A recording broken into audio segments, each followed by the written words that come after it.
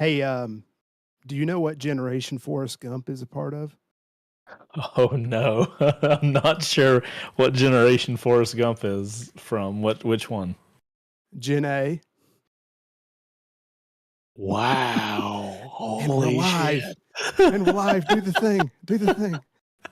What's going on, everybody? Welcome to another episode of Terrible Jokes on Two Wheels. I mean, Live on Two Wheels, your weekly motorcycle live show. Oh, wow, Ghost. That was special. I'm so glad that we got to share that terrible joke together. Well, you're welcome. I'm glad I could share that upon you. Oh my Share that goodness. upon you. So how you doing, man? It's been a minute. It has been a minute, dude. I just, running the chaos that is the channel Hey, and but you're trying to still do it to the best of my ability. well, video dropped today about the new what Action 5. Was this like did they actually announce it today? Is what it was? Yeah, today's launch day. I don't even know where mine is. Oh, it's over on my helmet. Yeah, so Mystic, you can shut up. dude, so I got that camera a week and a half ago, and when it showed up, a literal box from DJI just was here, and I was like, "Well, what is this?" And I They didn't opened tell it. you? No, I had no idea it was going to come out. I didn't know anything about it. I didn't have a Surprise, like. mother. Well, like typically when you do like product launches like that, where you're going to be involved in launch day, typically there's a long conversation ahead of time. If they're going to go with you to be one of the people to launch it, and they'll typically send you like a PDF that gives you like, hey, here's the really high things we want to hit on, and here's what we find really important, and give you from the OEM a spec sheet basically. And that thing came in. I had no PDF, no nothing for the first like 5 days. I got the PDF 3 days before the video went live, and it was just like, and like just to give everybody context, we have 3 videos planned every week for the entirety of the year. So like that's where we are. So if a video is added to that list, other videos got like there's so much chess games has to be moved around. So like, and like DJI is like a dream company to work with, right? Like they're one of my favorite companies. They make products that I've been buying for years and love the products that they make. So any opportunity I have to work with them, I'm like absolutely making it happen. But then that happens. It's like, oh no. I was about to put you on the spot about not GoPro, but the other one against DJI. Which would you choose? But DJI over the Ace Pro. Yeah, absolutely. That's what I use every day as the Action 4. But on the same note, Patrick's like go-to cameras when we send him off for things are the Ace Pros, and they have been working fantastic. We've never had issues, and like they worked really good for him, who I look at as like a novice camera person. So he has had the most success when we send him out to press launches with the Ace Pros. So like we almost have like a little press launch little case, and it has a little Osmo in it, which is I have a 3 that didn't mean to mess the focus up, but it has a little Osmo in it, and it has 2 Ace Pros, one of them for helmet cam, one of them for look back, and that's what we use for and Dually uses the same camera. So anybody we send for press launches, we'll send them with an Ace Pro kit, and they've been fantastic. So I can recommend the Action 5 Pro. That's my personal camera. I prefer that one, but the Ace Pros are right up there. They're fantastic too. That nighttime shot, that was kind of fascinating to get. My shutter speed was messed up too. I put my shutter speed too low because, like, as you can tell, I only had a week and a half. So I had a week and a half to get the cameras out of the box. I have to film everything to build the video visually, and then I have to go out and test them. And then I have to take those tests. I have to look at them on my computer, see what, like, you have to diagnose the footage and be like, what do I feel about it? You have to go change some settings. You have to go test more. And all of this is at the same time we're trying to keep up with the production schedule that we already have in place. And you don't have So, the like, PDF, right? yeah, and I didn't have anything to help. So it was like, I'm figuring stuff out on the fly. So a lot of the shots in the video. Wait, Dooley, why are you offended? I said I said you go with the same stuff. You're both the same at the same rate. But some of my test footage, before I figured out what frame rate and what shutter speed it liked to be in, had to get in the video just because there's no time. Like literally the day before it went live, I found out that you saw the Action 5 Pro video, right? You've watched the whole thing. What I came in on the second half because regular. Oh, okay. So did you see the part where I'm talking about the microphones and I'm talking in front of the camera and then I go to Moto Vlog and I show you the audio differences and using one mic and two mics? Did you see that part? I don't think. I think I was. Okay. Well, anyway, I'm sitting there talking about like, it can connect two microphones to it. It's really freaking cool. This is what one mic sounds like. I go for a Moto Vlog and I show you what it sounds like, which is my normal Moto Vlog setup. And then I go and show the difference in two mics. I filmed that Moto Vlog section yesterday. So like, and I did those and the photos for the thumbnails. I did all that yesterday. So that's how tight we're coming into that video. Nice. Yeah, it was tight, but we made it. And the video came out at 9 or 9:02, whatever. So yeah, the team absolutely crushed getting that out. I am so thankful. Awesome. Well, that's cool. Yeah, man. I'm still over here in the GoPro ecosystem because that's what was, Well, you know what? Hey, look. Did they send you the 13? I got a 13 in today or yesterday, because like regardless of GoPro not being the superior product, they have the bigger name recognition than everybody else. So like that's why when we make action camera videos, it's always like in contrast to GoPro. Mm-hmm. I saw a couple people comment on the video and they're like, why are you always putting GoPro down? And I'm like, I could go into a whole video. But when I do an action camera review, if I'm working with a DJI and I know they're going to put a camera out, if Insta360 came to me and they wanted to do a video, like everybody's going to compare it to a GoPro. So I almost have to get a GoPro, which is hilarious. So now I have a GoPro 13, I have a GoPro 12, and I only use them for comparisons. Like how ridiculous is it that I have to buy a GoPro so that I can make the comparison video because I know people are going to ask. Like that's why I have the two most recent GoPros. It's hilarious. I don't know if you can really tell, but this is one of my GoPro batteries that's a little bulgy on the side. Does it fit in the GoPro still? I haven't tried it. I actually have a couple of aftermarket GoPro batteries that I used on SmortCon. Yeah. And they lasted longer. So I was like, So I've had a GoPro battery, like before I kind of made the switch to the action, DJI ecosystem, the Insta360 ecosystem. I have a GoPro that has a battery stuck in it, and it's just because it swelled too much. Yeah. Interestingly, in my video today, there was a lot of people that said they have GoPros. Not a lot of people. There's two dudes. They have GoPros and they've had no issues. And I'm like, because there's the guys like, why downing GoPro? I've had a GoPro and I've been totally fine. And I literally would let them know. I was like, bro, you are based on the people that I've talked to, based on my experience, you are a rare user case. Sure. Based on the things I've heard. I'm not saying that, Well, and I'd heard for a while, like, oh, GoPro batteries, they swell up and they don't hold as long. And I was just like, yeah, I'm not having that. And then,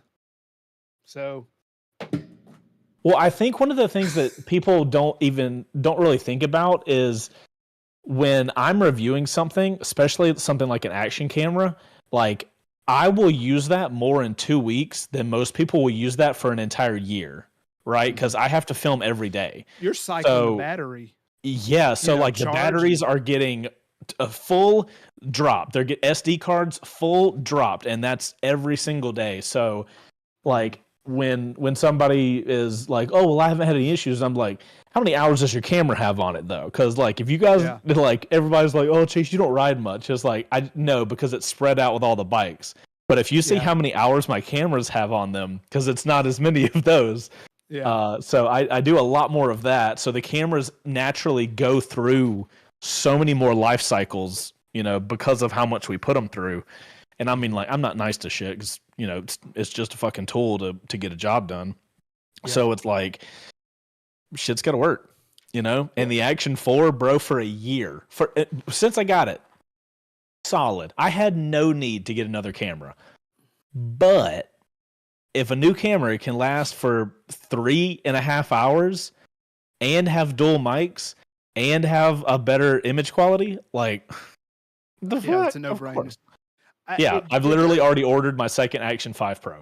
Nice. Like, it's in the mail. Like, I'm getting it so I can upgrade the rest of the setup. It's legit.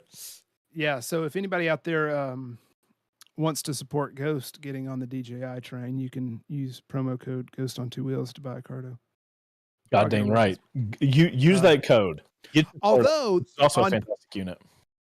Although on paper the 13 is taking a step up, but I still think GoPro needs a little bit more to get out of its complacent status. Well, that's an interesting conversation. In what way do you think the 13 is taking a step up? Well, they have a couple more accessories now. I know they have like the magnetic mount. Yeah, they finally got on the magnetic mount, which is I'm really excited to try that. I think their sensor was upgraded. I'm not for sure, but it's a whole new type of battery. So hopeful they've heard the batteries for what was it, the 9 through the 11 was the same type, and now I think so. They've heard now that it's like, yeah, we need to fix that, get battery life, right? Don't swell. But again, we talked about it to death. They were king for so long that they were just complacent, king of the hill. And then they got passed, and now it's like, oh, we have to catch up. And I think they will. And you know, but for sure. Similar companies are always doing this right here. This person takes the lead. This person copies and does something new. And well, it's exciting. That's That's why I love companies like that. Yeah. Except we have to buy the new thing all the time. It's like, there goes $500. Dude, somebody made a comment in the video today, and he said last week he just finally pulled the trigger on an Action 4. And I was like, oh no, shit. Well, here's the good thing though. The 1950 batteries that the Action 5 Pro comes with will work in an Action 4. I plugged it into mine and like it turned on and everything. I didn't go through like extensive testing on it or whatever, but like if they are just plug and play, bro, they're only $39 on DJI's website. Like, but that's another thing I really appreciate. DJI sent me a list of all the accessories and how much they cost. Like, dude, the Action 5 Pro is $350, the exact same price that the Action 4 was when it came out. The batteries, $39. Like, everything is not like grotesquely overpriced, which is what really pisses me off about GoPro stuff. Like, their stuff, I don't know if it currently is because, like, you know, I haven't bought their stuff in a while, but like, it's always so expensive. Like that little fucking little microphone plug-in thing, demonetized. Well, the GoPro's demonetized for over charging for their they're doing that shit where like, oh, it's a GoPro thing, you know what I mean? And you're gonna have to pay a lot for it, and nothing else is gonna work. It's like they still got a lot of name recognition, and you pay for that name, so it is what. Yeah, I guess I don't like it though. I don't like when it's like, oh, well, you have to use our thing, and I wouldn't even be mad if, you know, their audio plug thing was theirs and it was expensive, but you could plug something else in and it would work. But like, from what I remember, you can only use the GoPro thing, and that's the only thing that works. And that pisses me off because it's like, dude, some people don't want to spend that much money, you know, to get audio in a helmet. So it's like, what are you going to do? I don't know. Seems predatory. Not a fan. We need a smart helmet. We do need a smart helmet. Dude, yeah. What's going to happen? Didn't you say like Foresight was bought by GoPro or something? Yeah, Foresight, which is the smart helmet company that what they had a couple prototypes. Did they actually sell, or was it just still in the prototype stage? I don't know. Remember. No, oh, the helmet? Yeah, Yeah. they were selling. They were on the mark 2 or 3. We have either had or have the Mark 1 or Mark 2 maybe. MK1. Yeah, I think we have the MK1. And then they So did the I do know they MK1S. were selling it, and I think they're out of Australia, so they had probably a strong presence down there. But yeah, GoPro apparently acquired them. I mean, maybe that'll be the next big thing in a couple of years. Here comes a helmet that is got everything a moto vlogger could want: crisp audio recording. That would I would be impressed. And you don't have a big block on the front, which that still kind of bothers me. And every action camera has the lens off to the left. I have a symmetry thing that just bothers me. I know you do. I know you do. I've looked at so much footage. I know that it's so wide it doesn't matter. But if I knew if I went to level 2 nitpick, that would be really high on the list of but it just. So then you get the people that have to mount the clip on the side, and then they got 18 different elbow joints to make it line up just right. And it's let me tell you, dude, I've gone crane on the side of your helmet. I have done this whole motovlogging game for quite a while, and I've gone down the path of spending so much energy to make sure things are just crystal perfect and great. And you get to the pinnacle of that where you're spending so much energy and so much time to make the most minuscule changes. And then when you realize that you can literally trash 95% of that, you get to this freedom point of just bro, it doesn't even matter. Nobody cares. Make it simple. Make it easy for you to do. You'll do more of it and you'll get more success. Honestly, it's ridiculous. So Control Alt Own said all that tech would make the helmet pretty heavy, though.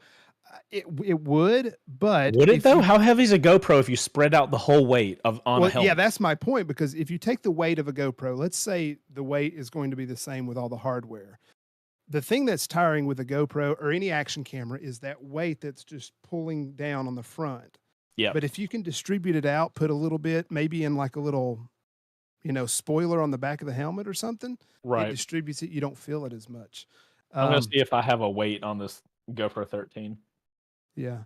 I'm sure it has the weight somewhere. But speaking of tech in the helmet, my helmet that I've got with the built-in Cardo, it is a heavier helmet, but it's not all in the front. It's distributed around, so it's it's also I really feel like if you distribute it, because with a GoPro, you wouldn't have any of the housing pieces. It would literally just be the internals.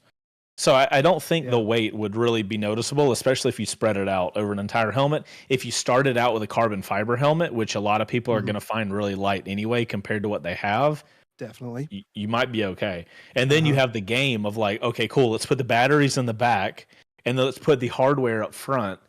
Connect it through little wiring and stuff like that, and that way you even out the helmet almost. And then you could actually put in multiple SD cards so that if you're GoPro, if you're listening and you need help designing this, I am available for a small fee. I can work with you on that. So. Will that mess with your helmet sponsor though? Not to be. I don't know. Dang it. Is that a sponsorship that you just pull the ejector cord on and be like, "Hey, GoPro's calling"? So. I'm always open to offers. There you go. I understand. I'm still small fry, but at some point you got to get called up to the majors. Yeah, so I'm looking at options. So you get that opportunity come by, you're like, oh yeah, whatever. No, I'm gone. GoPro called, I'm out. Oh, Goonie in the chat reminded me we were having a conversation at SmartCon. We were trying to figure out what was the best way of getting just clear audio, like earphones in your helmet. Because there's always the speakers of a Cardo or other inferior units. There's still the gap between your ear where there's wind noise or whatever. You could use plug phones, which I have used, but that puts pressure on your ears over time. Goonie had the idea of what if you had the bone conducting technology. Have you seen that stuff where it like just vibrates and stuff? Yeah, it's like on the back of your ear or something like that, or Yeah. behind your ear. Do you think that could be an option, and if so, how for helmet? No, because you're Audio. still going to have the same issue. Like if you put a correctly fitting helmet on, you're still going to be tight behind the ear. And if your outer ear is being pressed by the helmet and it has now an element that it's going to be pressed over, you're gonna still have, like, you know, you can call it a pressure point or whatever you want to call it. You're still going to have that. So I do think the answer for something like that does have to be interior to the ear, because that's an area that's not being pressurized by the helmet. See, we actually tried to have an intelligent conversation at SmortCon. Or you could get the pads that Cardo sends and put them on the inside, and it would press the speaker closer to your ear. So it would fill in a little bit of that air gap if you were looking for something like that. I don't know. I'm just an idiot online, so just, you know. I don't know. Somebody's probably had this idea too. It's like every time I think I got a good idea or somebody else has a good idea, and I'm like, yeah, probably about 800 people have already thought of that. So well, so here's the thing I'm thinking about when you say the bone conductor stuff, like the Flying Eye sunglasses. These are the only sunglasses. These are the only thing I've ever worn inside my helmet that does not hurt to wear them. And look how thin that is. So like that's how much room you have to like figure out tech. You know what I'm saying? Because like I mean, you guys watch the videos. I wear these every video, and I absolutely love them, and that's why. Because they're that thin, they don't hurt. That's why I am such a big pusher for those guys. Love them. You heard it here first, folks. They're that thin and they don't hurt. Who'd have thought? So anyway, I thought let's move along to Moto Photo. Oh, look at this! It has an arrow. Oh wait, hold on. Let me get it pulled up. Oh my goodness! It has an arrow pointing over here. Oh, should we go? Should we go to the side? Okay, maybe I got to make sure I do this correctly because I set it up and I don't want to spoil it. Okay. Yeah, there you go. SmortCon.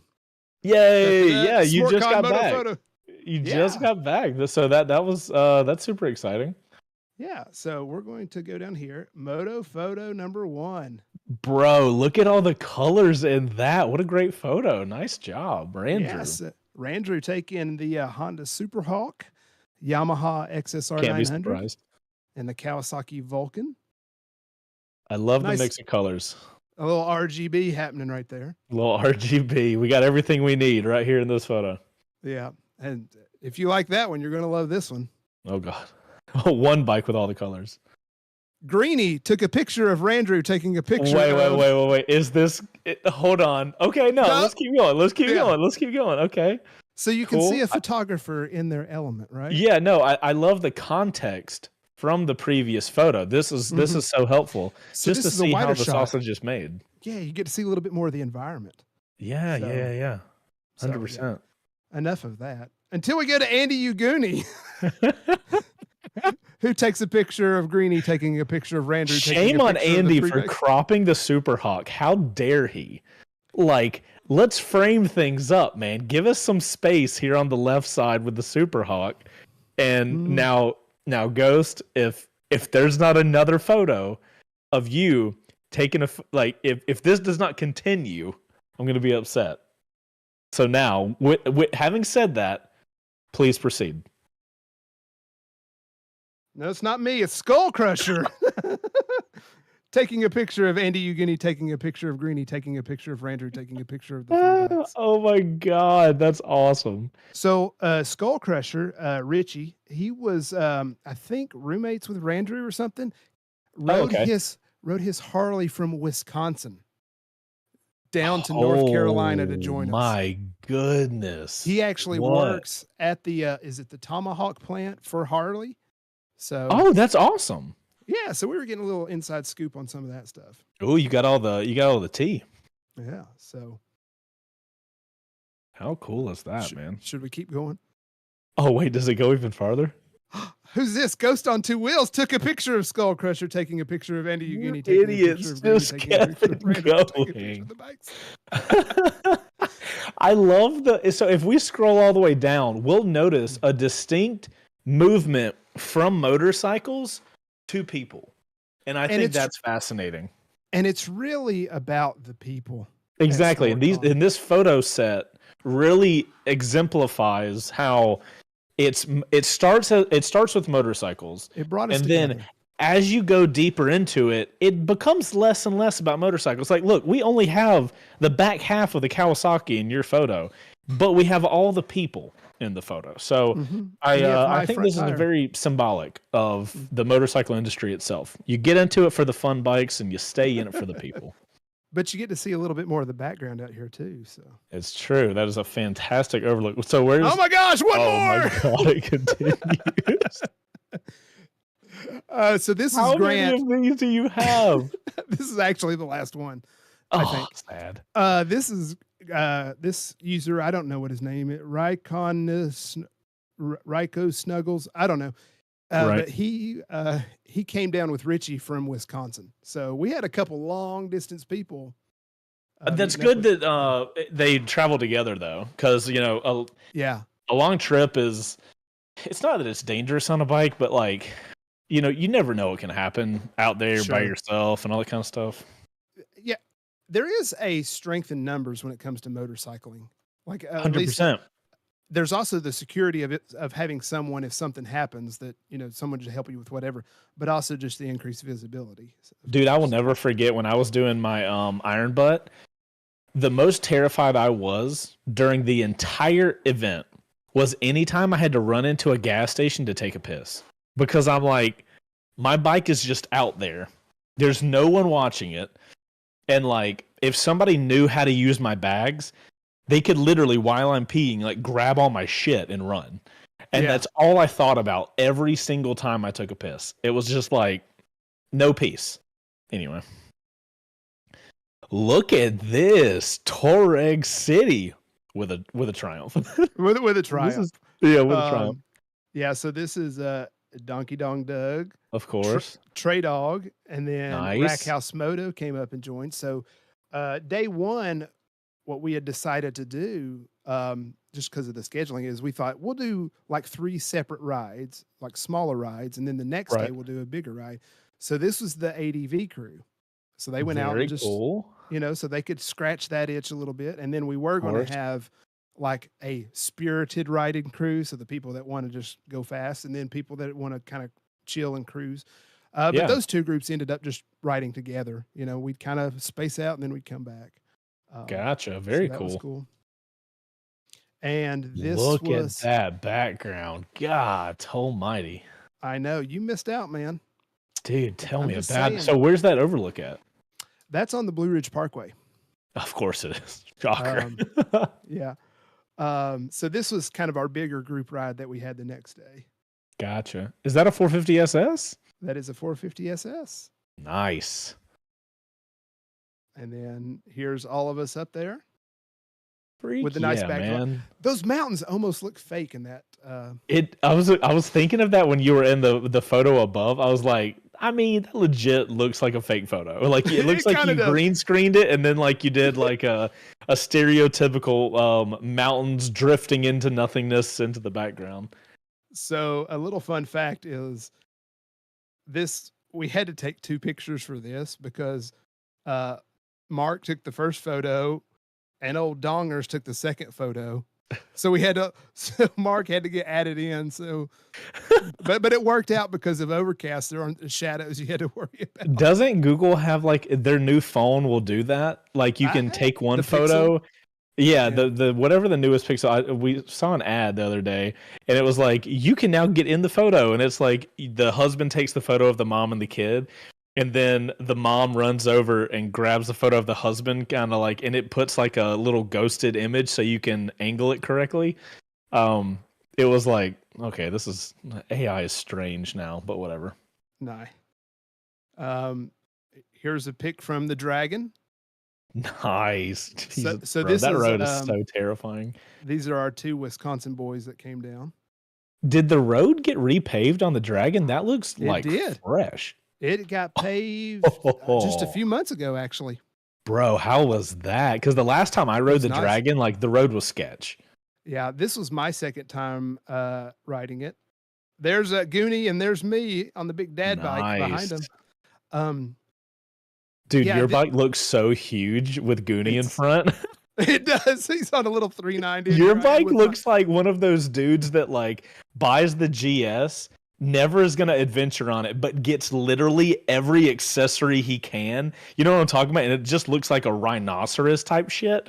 That's what your bike looks like because of Goonies KTM in front. You know, my bike actually kind of looks like a dragon coming down the... It does. It has like the little angly eyes and shit. Yeah, it absolutely does. Yeah, that's all I pulled for that. But we had a great time, man. The weather was great. It rained a little bit one evening, but we were already done. We went to the Wheels Through Time Museum that's up there in Maggie Valley. So they have a bunch of old Harleys and Buells and stuff, and they cranked up a few of them. That's awesome, and they still crank up and everything. Yeah, it was a great time, man. So, I'm glad you all had such a good time, man. That's awesome to hear.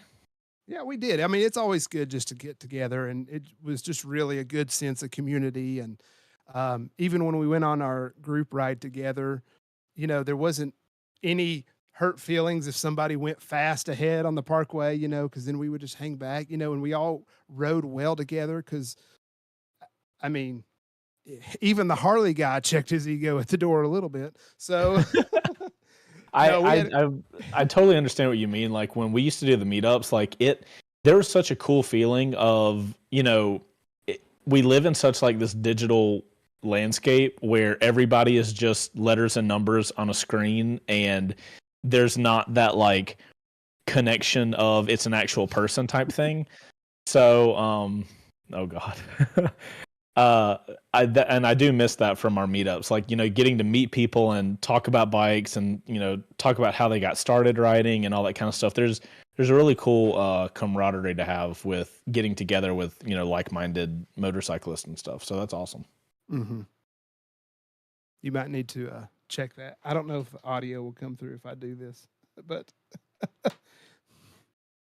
oh God, I saw that video pop up. I haven't watched it yet. Okay. Well, then I'll let it be a mystery then. But no, what? No, click on it. Let's go to 1222. We'll give. It should have the timestamp in here, so I'll probably get an ad.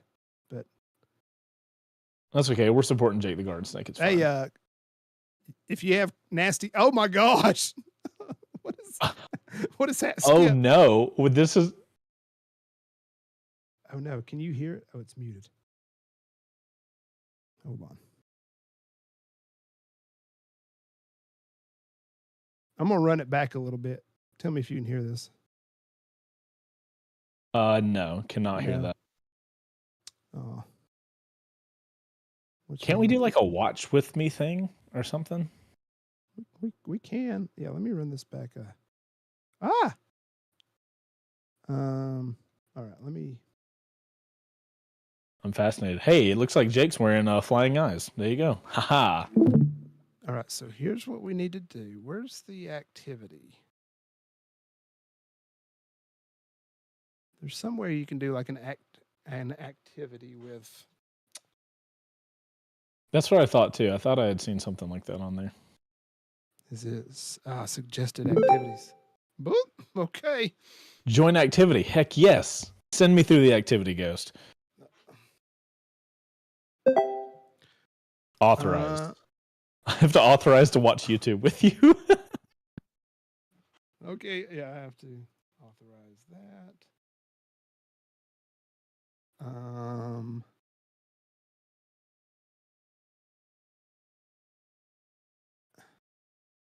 Wait, do I get to skip my own ad?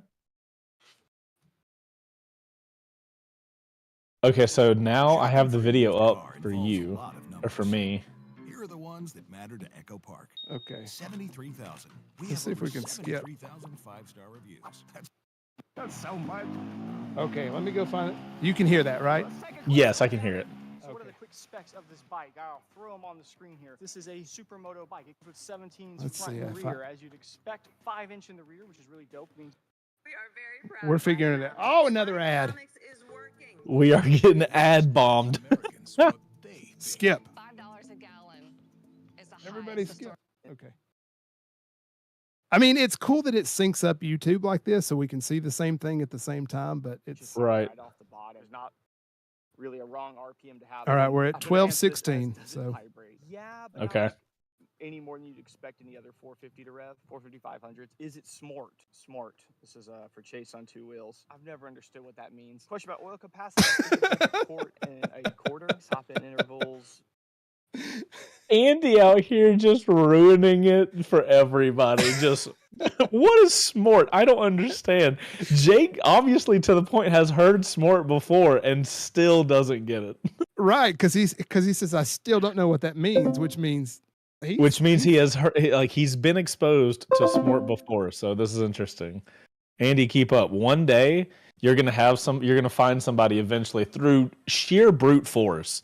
You're going to teach them what smart is. And I can't wait for that day, honestly. Oh, good times, man. How many people has he gotten? I know he's gotten Revzilla. He's gotten Jake the Garden Snake now. He's gotten Dan the fireman a few times. Right. So Dan now will just see him and be like, "Oh yeah, hey, ride smart, I got it." And then it's just like he's like, "Fine, this guy's in here again." Right. That's hilarious. Oh, what? So now I can leave activity? Is that what I do? Okay, Ah, yeah, there it goes. gotcha. That's so weird Awesome. that you can do activities together on Discord. I know it's weird. All right, I am going to go to the quick shifter. The quick shifter. And while it's doing that, I need to share my screen again because.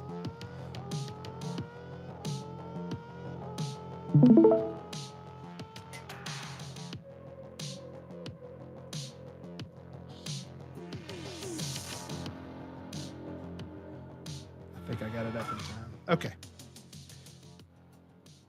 All right, quick shifter. So, number one, confirmed as with the filing for the Versys 1100, Kawasaki has made the intention to upgrade the Ninja 1000 to the Ninja 1100 as well.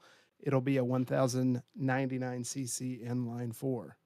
I gotta say, Ninja 1100 doesn't really like roll off the tongue like Ninja 1000. Yeah. But I mean, cool. We love Yeah. seeing more stuff. Let's go. Yeah, absolutely. We were talking about all the GoPro DJI before. Moto vloggers be warned, a rider in Denmark gets charged with 86 counts of reckless driving because of him recording his shenanigans of high-speed wheelies and endangering people on the road. Yeah. So I guess over there, they have a little bit more ability to just be like, yeah, that's you. We're charging you for that. That's always been the case, though. Anytime there's ever been like major shit like that against somebody from a YouTube video, I feel like it's almost always been on a foreign country. I don't know if that flies here in America. That being said, there's so much better ways to get views than doing stuff like that. So Yeah. It's please don't. Yeah. It's Mm. anyway. That's my response too. Yeah. Radio communication is finally coming to MotoGP. I don't think knew that they didn't have it, but starting next year, there will be one-way communication to the rider, I guess from their team leader or whatever.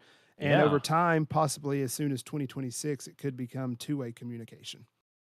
It seems crazy, but you have to basically, because in MotoGP, you're not going to put a cardo on the side of your helmet. Yeah, you can't have anything on the side. It's the same rules of track, right? It is interesting to think about because, Heather and I are big F1 fans, so we're very used to, the team radio and stuff like that. Exactly. But it's a car, and they have little earplugs that just plug in, and they have things in their suit or whatever. But that's super interesting to think about because they have a car that can have a signal, like something sending a signal out from the car, especially with all the cameras on board. So it's interesting to think that MotoGP just doesn't even have that. I clicked on something and it all went away. That's a weird thing. Quick shifter broke. It did broke. Yeah, I think it could be a great marketing thing because like that's one of the features of F1. You know, I can listen to what they're saying. Right. There could also be a safety thing where now the riders can know, hey, in turn 10. Yeah, because like right now it's just flags. Like they just have to go off flags. That'll be super cool. I wonder if I wonder when they'll do the whole like broadcasting of the communication and stuff. It'll be interesting. Right. And lastly, the Suzuki Katana is getting some bold new colors. So that's I'm surprised. I'm surprised that the Katana is still being made. I have literally to this day seen one, maybe two on the street, and that's it. I think it actually went away for a bit and came back just in the past couple of years, and it was a little refreshed then, but right. I don't know. It's just funny. It's like the news article is like, hey, it's getting new colors and nothing else. Yeah. I mean, like, Suzuki not super. I was about to say, not super surprised when it comes to Suzuki, but Suzuki be Suzuki. Suzuki be Suzuki. Hey, that GSX S8R and 8S are fantastic. So I'll give them props. I'll give them some space. Yeah. So maybe we'll get actually to what might be a fun thing in the show. We're gonna find out together. By the way, we didn't. I saw some people ask. Patrick is on a press launch right now. That is why Patrick is not here. He is currently in the UK doing a Royal Enfield press launch. That is all I am allowed to say. To be honest, I don't know what the bike is, so it's all my own problem. Do you really not? Oh, I have no idea. I saw on his Instagram. Which if y'all followed his Instagram and Chase's, you would know that he's not here. Mm-hmm. I think I saw it in the background. I think it was parked there when he was doing his castle shot. Oh crap! I hope he doesn't get in trouble. Oops! Because I know there's an embargo for it for like October or November or something, like something way out. Yeah, so I wonder if I don't know. Patty Rick just pulled a Chase. I will say no more about it. What's that cat doing out the bag? All right. Get that cat back in the bag. Actually, a couple things before we move on. One, I need to get to you a gift from SmortCon. Oh, okay. What I'd like to do is get it to you and then have you like open it on the next show. So a couple of our Smart attendees had the idea and contributed to this, and then it was handed off to me. Like, get this to you. Interesting. And a little hint is Heather may want to be involved in the opening. Noted. Noted. Okay. We will figure it out and we will make it happen. And the second thing, which is way more important, if I were to hypothetically be carving out a ruckus track in my backyard, would you come give it a run? 100%. Okay. Are you kidding me? 100%. I'll bring G-Pop and we will run it. That's great. It's a little weird because the ruckus, the poor thing, there's a little incline where I've got, and it's just when it hits that, it like just stops because you can't carry a ton of speed. I mean, I don't have a huge backyard, but I just like, right. So it's like it stops and then it gets to that flat part and you've already like cranked up the throttle just to get, your 200-pound self up the hill, and then it just goes, right. And you're like, oh, I just went into the neighbor's fence. Oops. That's awesome. That's so exciting. Anyway. All right. Finally, the main event of the show, if we have time for it. So I had the idea that, we were talking about, well, we could do a path to upgrade where we take somebody and tell them what bikes they absolutely have to go buy. We also look at, new bikes come out and compare the models. But I thought, what if we just had a set of 3 or 4 bikes and we just pitted them against each other? We start out, right. We say, what's our favorite bike out the gate? Okay. Then we can research it, see what it is. And then maybe we change our minds and just, Yeah, See how more it an goes. exploratory situation here. Right, because it may be in a group of bikes that maybe we're not familiar with, or whatever, and we could just. So are all the bikes in the same category? Yes. So what I've done is I made a community post on YouTube, and then I also posted on Instagram, and just was like, "Hey, give us some options." So I've got 3 sets that I've taken Okay. from people, Gotcha. and each set they're all in the same family. Okay, cool. And so I narrowed it down to 3. I'm going to allow you to pick which one we start with, and depending upon time, maybe we hit all 3, maybe we just get done with one. But All right. It depends how argumentative we are. yeah, that's right. We might just be like, "This is the best one." Yeah. I Let's think go so to the too. next Cool. set. Next. Yeah, next set. All right, we're done here. We'll nuance it a little bit, but Glad we figured that one out for the people at home. Yeah. So let me make this full screen for the stream that we. And obviously, we can have community involvement with this as well. So Sure. yeah. All right. So here's our 3 showdowns. Showcase showdown. Showdown number 1 submitted by Frank Torrey, the 600cc sport bike of Classic. R6, the ZX6R, the CBR 600RR, and the Gixxer 600. I mean, your Japanese Big 4. That's pretty good. Sport Naked submitted by Lazy Gnome. Actually, that's Lazzy Gnome because there's 2 Z's. Yep. Yeah, it's Lazzy. Yamaha MT-09, Kawasaki Z900, Triumph Street Triple, and Aprilia Tuono 660. Interesting lineup. Okay. And then, of course, the mini bikes by who else? Small bore 2 wheels. Yeah, can't be surprised with that. He kind of listed these separately, but I put them together, the Honda Grom and the Honda Monkey, because they're the same engine. So we can do a tournament style if we do that, like Grom or Monkey. Right. And then that one will advance. And same for CF Moto Papio, the SS and the CL. Okay. The Kawasaki Z125. And he put the Honda Hunter Cub, which I think is the Trail 125. Right. Okay. So I don't know what you thinking we start with, or do we open it up to the audience here? I feel like we just work our way from the top down, and let's just go that way. That way we don't got to get all confusing with like where we are. Okay. Well, bro, there's 3 things to keep up with. Well, there's 3 things and then 4 things in each, It's to carry the one. It's a lot. It's a lot of stuff, man. For my tiny brain, we have to keep it super simple.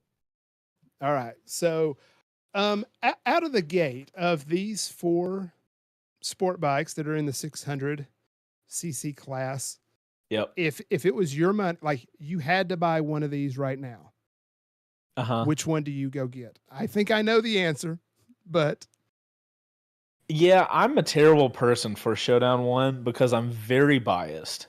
Right. I do think the R6 is just a really special bike because it's very different from like anything else in the market. But I mean, you can kind of separate this into 2 groups. You have the really fast sitting up on the bikes, which is your Yamaha R6 and your Honda CBR 600 RR. And then you have your more comfortable super sports where you're going to sit in the bike, and that's your ZX6R and your Gixxer 600. I think for this general group, we probably trash the Gixxer 600 because the real gem of Suzuki's super sport line is the 750. So automatic Gixxer 600 goes to the bottom, no question. Now we're just ruling it out. Yeah. And you know what? If somebody has an argument for something about the Gixxer I don't know about, like awesome, like let me know.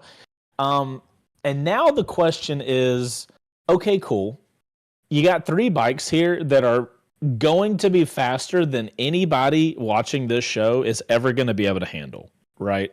We have no professional racers on this show, and it would take somebody at that level to maximize the ability. And I'm not talking like you took it to as fast as it'll go.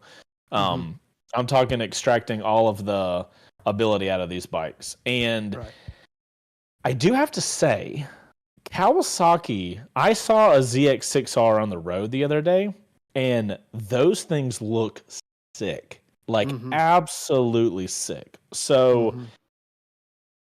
if I And were to, yeah, I don't know. It gets hard now because you have so, three great bikes. yeah, so me out the gate, I would I'm gonna sound like a Kawasaki fanboy, but I like the look of their headlights. If I could get it not in the Kawasaki green, Like like the blacked out one. yeah. Like, I mean, I'm not a fan of green, but I love the designs of Kawasaki's, just their sharp lines and everything. Yep. And also to your point about it being slightly more comfortable, bro, Mhm. that's where my priorities lie. It's going to be a huge feeling difference though in that versus the R6 or the Honda. Like, like it's almost like if you want to kind of look at it, it's the Gixxer 600 and the ZX6R are super sports for the street, and then the CBR 600 and the R6 are super sports for the track. Mhm. Because like the body position of being up on the bike, like there's so much confidence that allows you to have when you're high up, because when you start leaning over, your body starts working in conjunction with the leaning of the bike, and it starts feeling so good when you lean over. God, that Oh, looks look so at good. that. Shit, dude. Uh-huh. Shit. Okay, I'd get that. That's ghost white right there. Bro, there you go. That is a good looking motorcycle. My goodness gracious. Okay, so seeing that, reminding me of what those look like, I'm automatically dropping the Honda in third place, even though we're not necessarily placing them, but We're that's making what this we're up going as to we do go. now. This is our first Yeah. Moto Showdown. Okay, so I'm going to put the Honda in third. You are the weakest because link. Goodbye. You're the next weakest link. So now the question is, do you want the Kawasaki or do you want the 600 R6? And just to be fair, we need to pull the R6 up because like Which is no classic, longer right? with us. That's another thing. So okay, so here's another thing to think about. Kawasaki is continuing the ZX6R. You're Mhm. going to have forward support, you know? So do you go with what is probably one of the like most classic, like when the most people think about motorcycles, I would argue that a large percentage probably think of the R6. Yeah. Like when they think of what a motorcycle looks like, you know what I mean? Kind of like before people really start diving in to bikes, they're like, oh, that's a motorcycle. You know, I feel like they pick an R6 out of the lineup. But the problem is, do you go with an R6 when Yamaha's not going to really continue creating them? Or do you go with a brand that is going to continue doing the ZX6R? Mm-hmm. I think that's the major argument here. So if we're looking at facts and figures and just what's on the spec sheet, R6 is putting out about 120 horsepower. Obviously, it varies because of what gets lost in the transmission and all that. I don't think Kawasaki lists their horsepower on their website. That'd be interesting if they don't, because Kawasaki's are like stereotypically the more horsepower heavy bikes in the when you compare the big four, right? Typically. And this says 89 horsepower. Bro, there's no shot. The R6 having 120 and the ZX6R having that doesn't. There's no way. I would almost like. There's no way that can be true. Okay, this is saying 108. Is the R6 got that much more horsepower than the ZX6? That'd be fascinating. About 10 more, maybe. I mean, the R6 is fast, so like. I mean, of course, this could be 120 claimed, and then this right here that I'm looking at on the ZX6R is like what it was dynoed. So that's true. They're probably about the same, unless anybody else has any facts and figures that. You know what? I'm gonna go out on a limb here, Ghost. I might go Kawasaki because, like, you're gonna have more. I would want the future development of aftermarket accessories and support from the OEM. I think that would play a big role because, like, I'm not a guy that buys a bike and gets rid of it in a year. You know what I mean? Like, I've had my MT10 since 2019, and like, I hold on to bikes for a while. unless they're stolen from me or I wreck them. So Do you recall what the MSRP was of the last R6? I want to say like 12 or 15, if I remember correctly.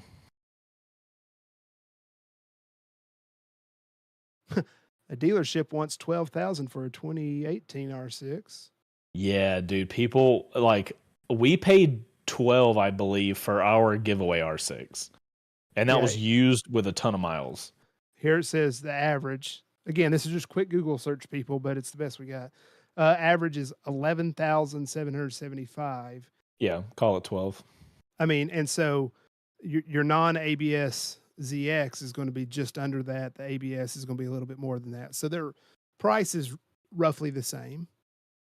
Dude, I would want that ABS model just to be safe. But Sure, I'm going to go with the ZXXR. The only thing I'm going to not get is the absolute terrifying scream that an R6 makes. Like that's the only thing I would have to like forego. And that is a very specific noise that only a very specific motorcycle makes. Goonie, so I see your chats. He's like, hey, here's the numbers. Yeah, he's doing everything he can. But yeah, I think that's where I would go with. Because for one, I've never owned a ZX6R, so that would be kind of unique and fun. And I've had half a decade on an R6. So I think I would have to go with the Kawasaki, honestly. The looks are just solid. I know the vast majority of the people are going to go R6, but yeah, Kawasaki's got a sick bike. I really need to do a first ride on one. It sucks that the Mountain Motorsports in Marietta is the one that does all the Kawasaki's, and the Roswell won't carry Kawasaki. So it adds so much, like we do other first rides at other dealerships and stuff, but yeah, if we had to do it at a Marietta Mountain Motorsports, it adds so much to our production day that it makes it a hard sell when, we can just pick up something. Well, you just get Dooley to run down there with a trailer, pick it up. Oh, bro, we've already. If you don't think me, Dooley, and Pat have already talked about like the logistics of how to make it happen, because like these ZX10s come out and the ZX6 comes out, and I'm like, bro, these bikes are looking sick. I want to do first rides on them. But then you look at what a first ride day would turn into. Because right now, dude, if we go to Mountain Motorsports in Roswell, that day is efficient. We are back at this house by like 2:30. And we have time to dump footage and check everything looks good. Nobody's rushing. Like it's a chill day when all we have to do is a first ride. So if we add that in, it becomes like, oh man, it's gonna add to our day. We're gonna get back here at like 5:30, and we're gonna be stuck in traffic. You know what I mean? Like it adds all that tiny shit. Well, yeah, and Marietta, that area, especially 41, is just it can be a pain in the butt. So, what you do, get your big trailer, and you haul up about 4 or 5 Kawasaki's, and then you just run them all week, and then you've got your run. But I'm just saying, if you need one Kawasaki, I know. I know you got me on the one if I need it.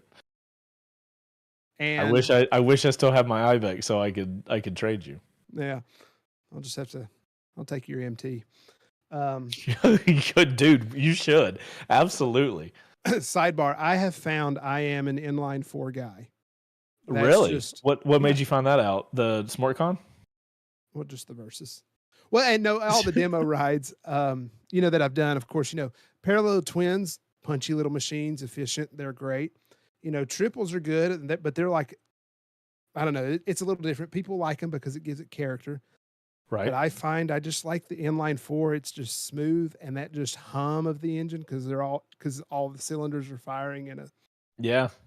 That's one of the interesting things that like you only realize it after you ride a decent amount of motorcycles, and everybody can if they like really pay attention to all the demo trucks and demo rides that are available. But like when you have seat time on like 15 plus bikes, you start to really like. I don't think I have a favorite. I do have a favorite, but like you start appreciating the tiny little minutia that I don't even think you really think about. You know, because most people, they'll buy a motorcycle and that's their bike and they ride that bike and that's all they're used to. So you almost don't even know what the little minutia differences are. And then you ride somebody else's bike and you're like, whoa, the power delivery and that this RPM is so much different. It's an interesting thing to discover. So that's cool that you are into inline fours. Yeah, it was funny, the evolution, because when I had my 650, a parallel twin, I was like, it's a good little machine. And then, I test rode some things. I test rode a Tracer 9 with the triple. And I was like, okay, fun, punchy little engine. And then I had the opportunity to ride Versus 1000. I was like, I got to ride big brother of my 650. And I was on that thing and I was just like, oh, nice. It's interesting what you appreciate too, right? Because so your conversation on inline four, I would argue like inline fours to me right now don't have enough variety in the power delivery to really get me excited most of the time. And that's why parallel twins, especially the 270-degree crank parallel twins, they're my absolute favorite. I love the way the power comes on. I get excited riding those. Whereas I ride a big inline four and I'm like, okay, I get this. I got it. Yeah. Yep. You know what I mean? So it's to each their own. Like, there's we have the different possibilities. flavors out there, which is great. I know. Yeah. So, it's fantastic. Yeah. Where were we? Cool. So ZX6R wins. And you're going to get more Kawasaki's. Got it. Yes. That's the... This is your whole ploy to get me on more Kawasaki's. You've made sure Kawasaki's in each one, and you're going to subtly push them. And then in 2 weeks... I didn't make a Kawasaki in each one. But there happens to be one. Okay. But there just happens to be one. Yeah, it just happens to be one. I honestly hope that, and we've had this conversation, that Kawasaki opens up more to the content creator space. And just like, dude, I mean, they do invite some people to their press launches, but it's still kind of leans to the magazine, Yeah. The Kawasaki right now currently is probably so of the companies that I don't have conversations going with, BMW is probably the one I want the most to happen. And then right behind that is Kawasaki. I've been really like, dude, ever since I did that GS first ride like 2 months ago, dude, I have just been like, I need to ride more BMWs. I am so excited to ride more of these. I feel like I'm starting to understand what that world is about. And I just need more experience with it. You know what I mean? So it takes more first rides and more experience on the bikes.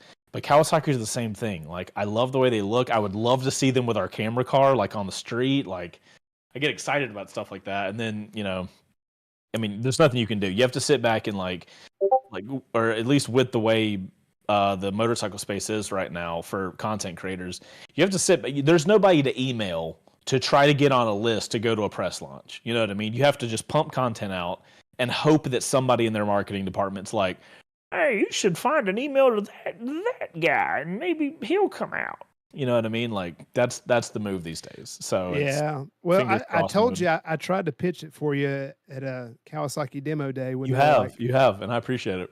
Their district manager was around, and I was just like, by the way, and the guy was like, oh yeah, it's best just to work with the dealers. Yeah, no shit, guy. Thanks for the zero. Thanks. Zero chance. And why is Yamaha selling more?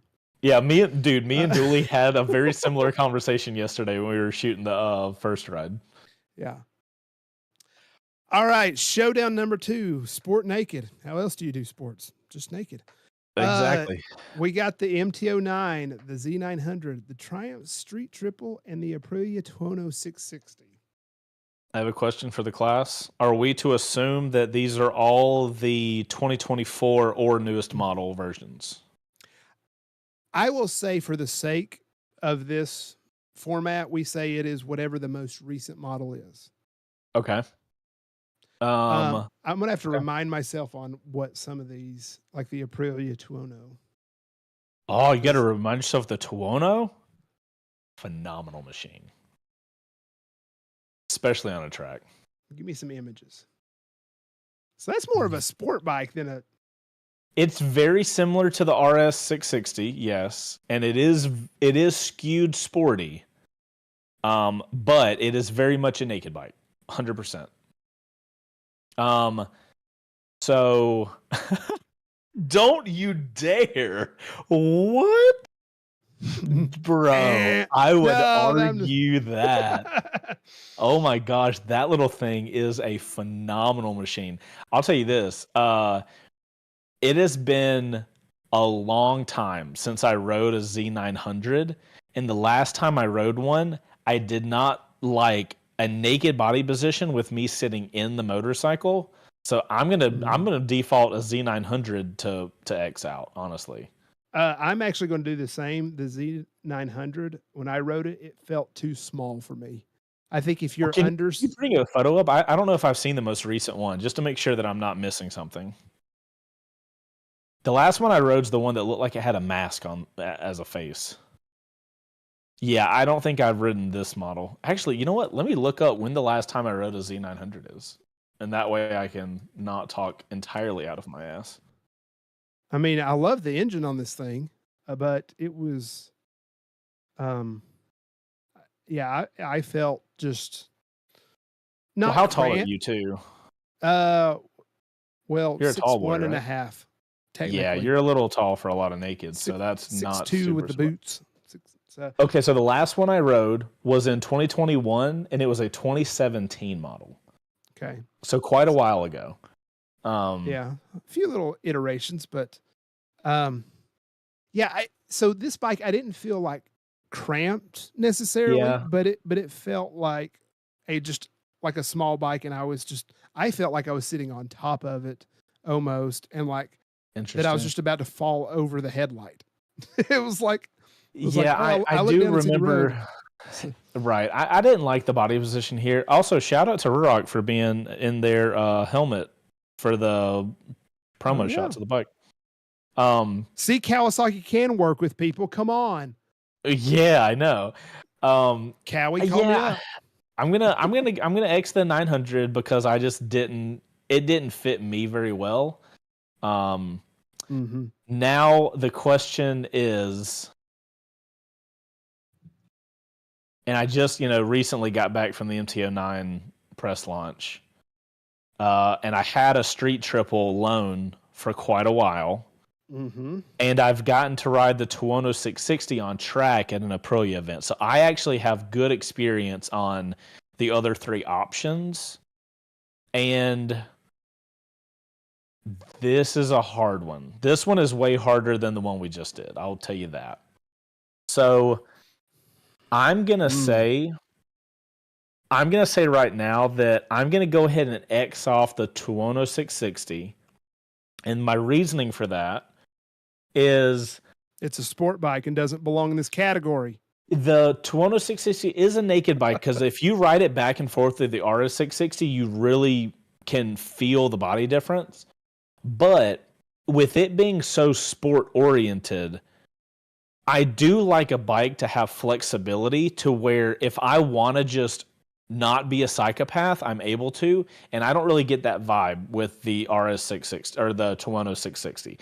That bike is one of those bikes that always wants to be going and faster and, just kind of pushing you down that path. Mm-hmm. And it almost doesn't feel right just riding it chill, if that makes sense. Sure. So because of its narrowed ability, in my opinion only, I'm going to X off the Tuono 660. And I'm sure you're going to agree with that. But so now we're back to step one. MTO9 and the Triumph Street Triple. Okay. So let's take some time with this one. Okay. Okay. So let's look at the specs on this. So this is a 3-cylinder. So we got 3 cylinders on each side. It's a triple battle right now. Yep. So this is 765 versus I think technically 890 on the MTO9. Yeah, 890 or 891 or some random number. This one has 121 horsepower. I do know that the CP3 does like 117. Okay, so same. It's let's just call it same. Yep. I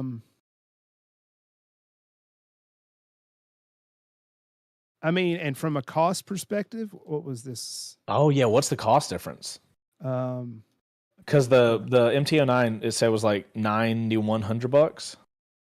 Let's see. MT09. 97, 9800. 98, 99, 98. Do I hear 10,000? Right. So Street Triple RS is 13. Street So Triple we're R looking- is 11. Yeah, so we're looking at a $2,000 to $3,000 price difference for the Street Triple. Mm-hmm. Huh. I can't. The headlights on both suck. I'll be honest. You think so? I don't like the bug eyes. I mean, it side looks, note, you were looking at the wrong MT09. was I? Uh-huh. That's the 2023 model. There you go. Oh, did this so this cost went up. So Still a 2,000 difference though. mhm. Okay. Damn. I don't know, man. Okay, what's the features? Let's see what are the features on this thing. I mean, you're generally going to look at the same stuff on both. It's the only major difference is the RS or the Street Triple is not going to come stock with a cruise control. And everything's going to have, all the rider aids, the traction control, the ABS, just power modes, everything. So for me, when it comes down to selecting between these two, my primary thing, because I think the Street Triple looks better personally, but I like that look. I don't think the MT09 looks bad, but I don't think it looks as good as the Street Triple. The electronics on the MT09 are god tier, though. I will tell you that. The wheelie control on that machine makes you feel like a professional stunt rider when you are most definitely not. One problem with the MT09 though is when I was riding it, felt like it was very flickable left and right, but it was almost too easy to flick left and right to the point where it would feel a little unbalanced because of how fast it would fall into a turn. And that could be a personal preference for me. But the Street Triple was, to this day, because we had the RS model, it was probably the most precise and perfect handling motorcycle I have ever ridden. Not the Moto 2, but the Street Triple. We had a gold one. I don't know if they still have the gold here for this year model. But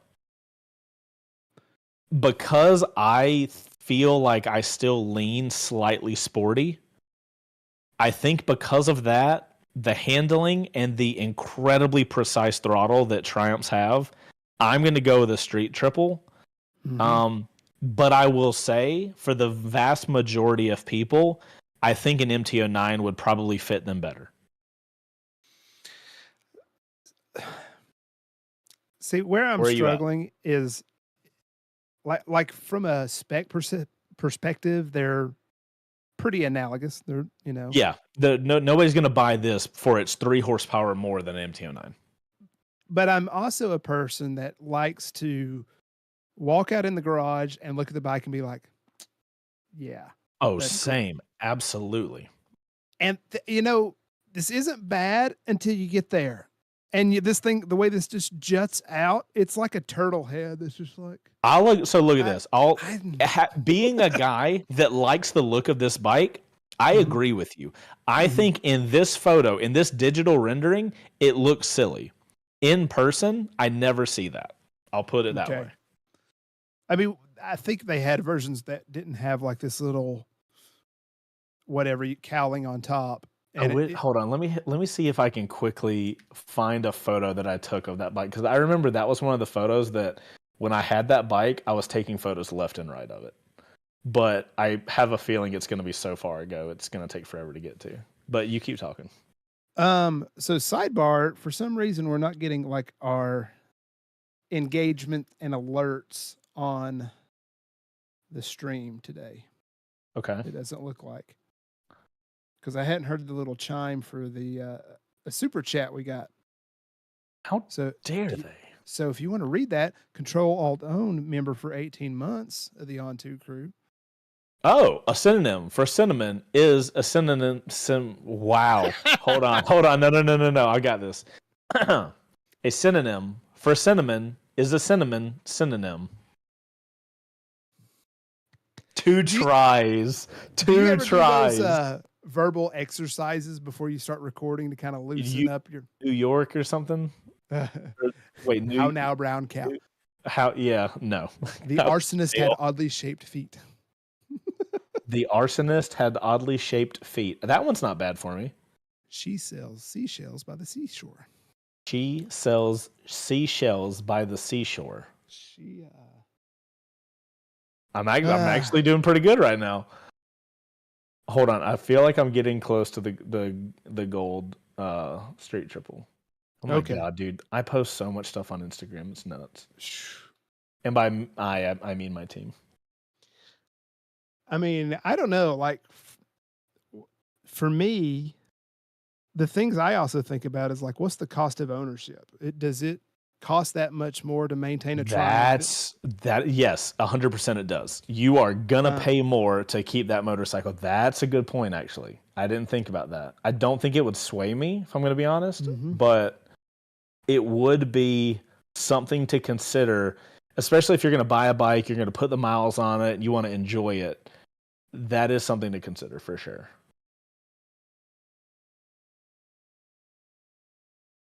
Yeah, I think I would lean MT09, honestly. Okay. Is it a looks and a cost of ownership situation, or I think so. What? You know, because feature wise, you're probably about the same. That's like tech and everything. You mean tech and everything? I mean, and especially if you go to the SP model, right? So, oh yeah. I guess the more even conversation would be MT09 SP versus Street Triple, right? Like that would almost be a more fair or one for one comparison. Now on the post it just said the MT09s, but I mean we run this show, we can do whatever the hell we want. So we're going to say it's the SP. So right. Yeah, dude, I'm looking at the gold Street Triple, and you do not. I'm looking at the side profile, and like I don't even notice that shit. Do you want to share it? I couldn't find a photo. I just have like an Instagram post. I can send it to you though. Don't worry about it. If anybody wants to see it, go to Chase's Instagram and look at it yourself. Yeah, look. We're not doing the work for you. A year ago. Yeah, we'll follow. Yeah, you have to. Go there. Go there. Follow it. Do the thing. All right, so I guess we finished. So it's a tie. MT09 versus Street Triple. So I chose one, you chose the other. Yeah, I chose more sporty, more cost of ownership, and you choose probably the smarter option. More aftermarket support, easier or cheaper cost of ownership, good reasons. All right, now for the big one. And we can lightning round this one. Let's tournament style, like I said, Grom or Monkey? Oh, shit. I've got my vote. I mean, so here's the thing. Part of me wants to go Monkey because when you're doing a mini bike, when you have something that looks old and ridiculous, it's almost even better. But so many people have the Grom, and the newer Groms look sick. So shit. Fuck it. Going Monkey. Oh, I was going to say Grom for the no same way. reasons you said, because of just like, okay, so it's got to go to a vote in the chat. Which one advances, the Grom or the Monkey? Okay, yeah, Grom or Monkey. This is getting controversial so soon. We've already got 3 Groms in there. While we let those votes come in, let's move down. Papio SS or the CL? Dude, people love the SS. We have to go SS. Nobody has given as much love for the little Supermoto CL. All right, so we currently have 3 Groms, 2 Monkeys. 4 Groms, 2 Monkeys. Oh, no. This sounds like a kid's bedtime song. I got 4 Groms. Oh, it's evil. It's even. 4 Monkeys, 4 Groms. Ooh. Oh, all right. So the next one that comes in is the tiebreaker. Honda or Monkey or Grom. Oh snap! We need dramatic music right now. Monkey or Grom. I didn't have Monkey or time to Grom. get that all set up because Who's gonna type it first? Who's gonna type first? We'll take a revote. Oh no. will we? Oh, I don't. No. I'm saying like even if somebody types again that they put okay. Monkey in twice, we'll take it. It's just the next thing that pops up. And listen to you say monkey because that's what you decided. So I don't know what you're talking about. Monkey. There it is. Andy got it. Monkey. All right. Grom goes away. Okay. Mm. The Grom key. I like that. Just buy them both and make an amalgamation. Yeah, for sure. Right. Okay, so let's just say this is the Trail 124. So we got two Hondas in here. I think they're totally different though, so I think it's okay. Yeah. So if it were me, Can I go ahead and say that for me, I'm dropping Trail 125 right now? I was thinking the same. Okay. Just because I was like, I want something to zip around on the road, not. Yeah. Although I will say the idea of a mini, I mean, can we call it a mini adventure bike? Because that's kind of what it is. It's like a tiny 125, but has all the attachment shit that you can build it out. Sidebar. Does your Honda connection have multiple Trail 125s that need to have some miles put on them? It seems like my Honda connection has the entire fleet, and we can do whatever we want with it. Is what it is. The vibe I get. I'm just saying, maybe we should get the whole two crew, the whole fleet, and just go see how it does. I mean, I think we should do a Monkey versus Grom versus Trail 125 video. All right, so the Trail 125 is gone. So we've got actually, you know what? No, I've argued this back into contention. I now think I'm gonna I think I'm now gonna drop the Trail 125 is back, and now I'm putting the Papio SS as the bottom one because it's too sporty for a baby bike. Wow! Oh my god, what is happening right now in my brain? This feels so strange. Well, never become a politician because you change your mind. Yeah. You know what? I'm kind of agreeing with you now because it's almost like, these are all street bikes. We already got street bikes. What about something that you can just go tool around on? Also, dude, one of the funnest things on these little bikes is just tooting around and wheeling. And the Papio SS, you're leaned over so much, it makes it hard to do that.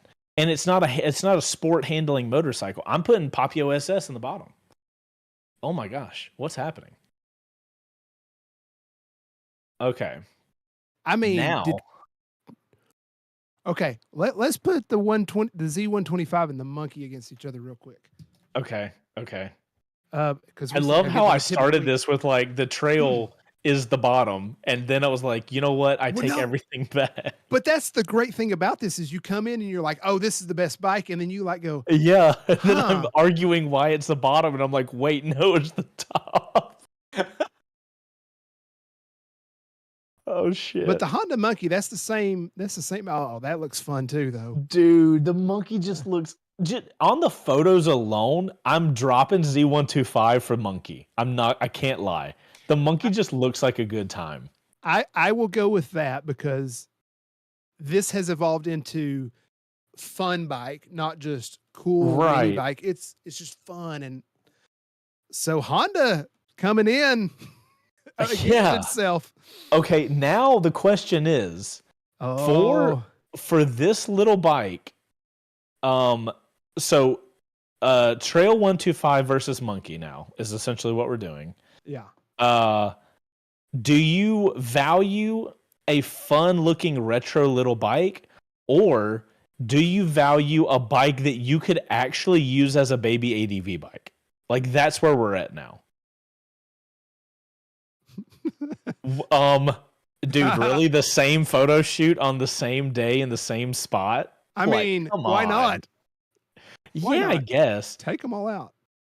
Dude, if I was a younger dude, You grab a Trail 125, put a delivery food bag on the back of it. You've got a DoorDash business. I'm just saying. So I've made my decision.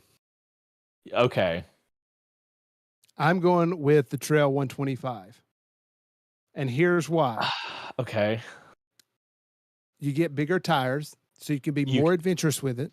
Yes. And you have a luggage rack on the back, so you can take your stuff. You also have a cool side exhaust scrambler vibe. And it seems like it can fit a bigger frame like me. A taller individual like yourself would fit so much better on a Trail 125. That's my choice. Okay. Hold on. Go back to the monkey real quick. All right. Dude, what a fun looking little bike. I mean, they're both cool though, aren't they? Call your Honda guy. Sign us up, man. Oh my gosh. Okay, so here's my thought. Here's where we're going. I'm gonna go with the monkey for the vibe because I feel like the Trail 125 would give me the appetizer of adventure that I would want, but would never transform into the full meal that I wanted to eat. Whereas just the hungry monkey right now. I mean, it is maybe almost dinner time. I think the monkey is a more full-fledged package that I would have a good time with. I would know it's this cute, fun little bike and it's adorable and it would be fun. If I wanted to do a little off-road with it, I totally could. Because if I want to do an adventure, I don't know. Like, I'm not saying you can't on the Trail 125, but I feel like it would leave me wanting, and I don't think I would. Okay. Uh-oh.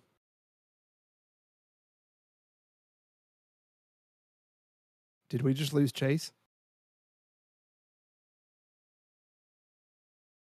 Oh, no.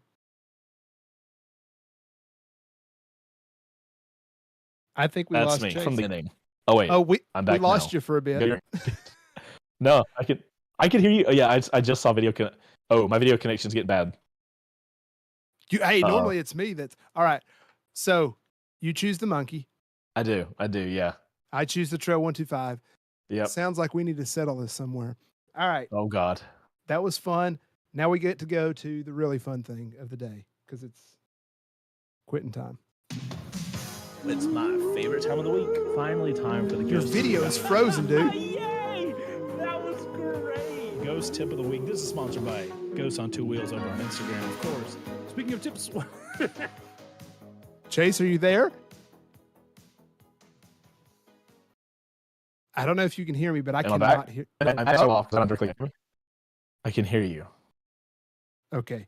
Ghost of the week. Don't be lazy. Always give 100% unless you're giving blood. Oh, yeah. Don't give 100% of that. That'd be terrible. You wouldn't walk out. The little cookie or sucker they...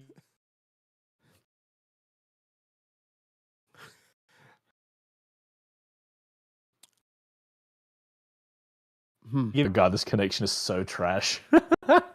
Are you getting storms over there or anything? No, dude. Everything's fine. It looks beautiful outside. I cannot wait to go for a walk in 30 minutes. Okay.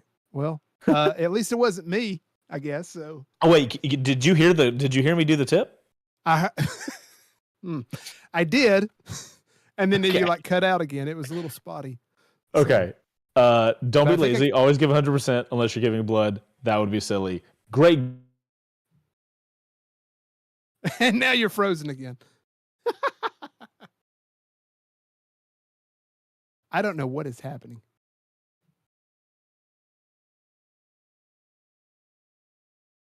I don't know, y'all. Control Alt Own said, move back. Dude, Control Alt Own said, yeah, your internet gave out at 6 o'clock too. So, dude, I get it. My internet and me are synced. Okay. We end it while I'm here.